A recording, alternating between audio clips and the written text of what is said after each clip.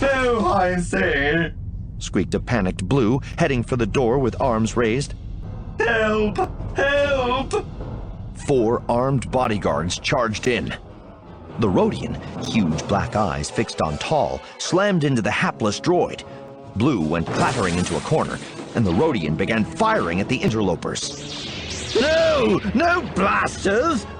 Sheb shouted, thinking of the irreplaceable items on display in the room. But they ignored him. Red blaster fire screamed through the room, and Sheb, still dangling in the air, screamed along with it. First in pain at seeing his beautiful merchandise obliterated, and then again when a bolt seared through his flapping robes dangerously close to his torso. There were 2 other lights flashing about as well, about a meter long, 1 green, 1 blue. That Tall and the interloper wielded like swords. Lightsabers! That meant... Tall kept one hand extended, holding Sheb aloft, and with the other batted back the red bolts with an almost casual ease. Was the man humming? "Ah!" cried the Korobar as a blast singed his thigh. Tall winced.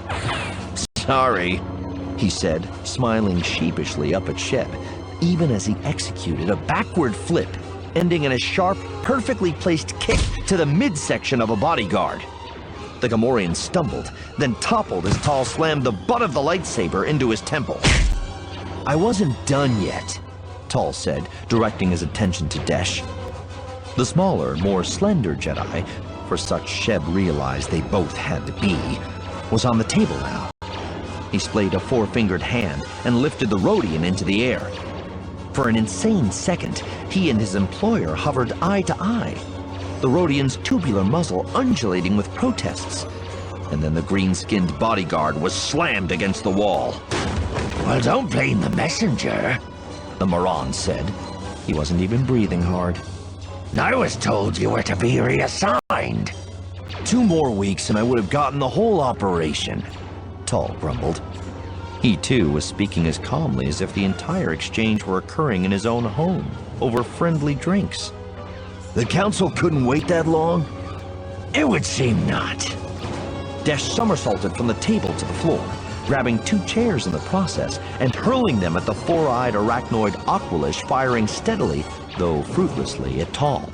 The furniture struck the bodyguard perfectly, and he went sprawling to the floor, limbs entangled in the chair's back and legs at painful-looking angles. His blaster flew out of his hands. The Moron caught it effortlessly. He whistled as he examined it. "Nice!" "Oh, no, you don't, Blue," said Tall. The protocol droid had hastened over to one of the fallen bodyguards and clutched a comlink in his hand. Still keeping one hand turned toward Sheb, the Jedi leapt toward the droid and severed Blue's hand from his wrist. The droid gave a high-pitched shriek. "Oh! Oh, come on, that can be fixed," Tall said. "Don't be a baby."